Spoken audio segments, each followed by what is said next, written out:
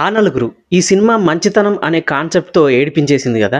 ఇలా మంచితనంతో భావోద్వేగానికి గురి చేసే సినిమాలు రావడం చాలా అరుదు. పాయింట్ ఆఫ్ వెంకీ అంటే పాజిటివిటీని స్ప్రెడ్ చేయడానికి, మంచి సినిమాని మీ ముందు తీసుకురావడానికి వీడియోలు చేస్తూనే ఉన్నా. సినిమాలే గాక ఆల్మోస్ట్ అన్ని కేటగిరీస్ ట్రెండింగ్ టాపిక్స్ కవర్ చేస్తున్నా, మీ ముందుకు తీసుకొస్తున్నా. దయచేసి సపోర్ట్ చేయండి. అయితే ఈ వీడియోలో మనం టూరిస్ట్ ఫ్యామిలీ సినిమా గురించి మాట్లాడుకుందాం. ఈ సినిమా చాలా అర్థవంతంగా ఉంటుంది. 10 కోట్లకు తక్కువలోనూ తీసిన ఈ సినిమా 75 నుండి 100 కోట్లు ఎర్న్ చేసింది. కథలో ఇన్వాల్వ్ అవుతాం అనడం కన్నా ఆ పాత్రలతో ఒక తెలియని రిలేషన్షిప్ ఏర్పడుతుంది. గొప్ప సినిమా అనే చెప్పాలి.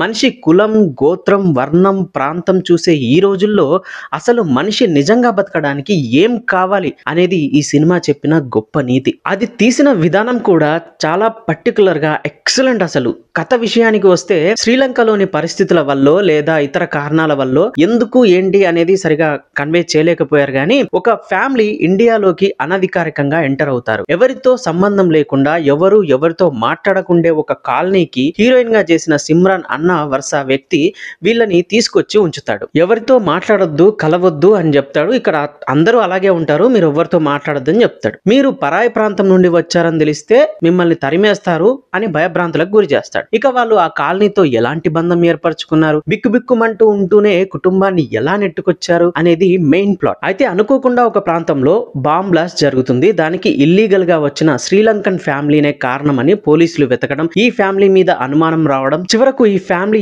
ఎలా కాలనీ వాళ్ళతో ఉంటూ ప్రేమగా ఉండడం, మాట్లాడడం ముఖ్యమో అనే విషయాన్ని క్షుణ్ణంగా చెబుతుంది ఈ సినిమా. కష్టం వచ్చినప్పుడు సాయం సంగతి అటుంచి కనీసం పలకరించడం కదా ముఖ్యం, మాట్లాడుకోవడం కదా ముఖ్యం. ఎక్కడి నుండి వస్తే, ఎలా వస్తే ఏంటి, ఎలాంటి పరిస్థితుల్లో ఉంటే ఏంటి, సాటి మనిషికి తోడుగా ఉన్నాం అనే ధైర్యం ఇవ్వడం కదా మానవత్వం అనే అద్భుతమైన చిత్రం ఈ టూరిస్ట్ ఫ్యామిలీ. పెద్ద కొడుకుగా నటించిన వ్యక్తి మాటలు చాలా నచ్చాయి నాకు. చాలా మెచ్యూర్డ్ గా మాట్లాడతాడు. ఇంకా తన డెబ్యూ సినిమాలోనే ఒక పాత్రలో నటించి దర్శకత్వమే కాదు నటన కూడా ఇరగదీశాడు. తన సీన్లు అన్ని కూడా చాలా చాలా ఎమోషనల్ గా ఉంటాయి. అవే కాదు సినిమా అంతా కూడా చాలా ఎమోషనల్ గా ఉంటుంది. ఈ కథ చూస్తున్నప్పుడు చాలా వరకు నాకు చక్రం సినిమా గుర్తొచ్చింది. అక్కడ కూడా ఒక కాలనీ వాళ్ళు ఎలా బతుకుతున్నారు, వాళ్ళని ప్రభాస్ ఎలా మార్చాడు అనేదే కథ. ఇక్కడ కూడా అంతే ఆల్మోస్ట్.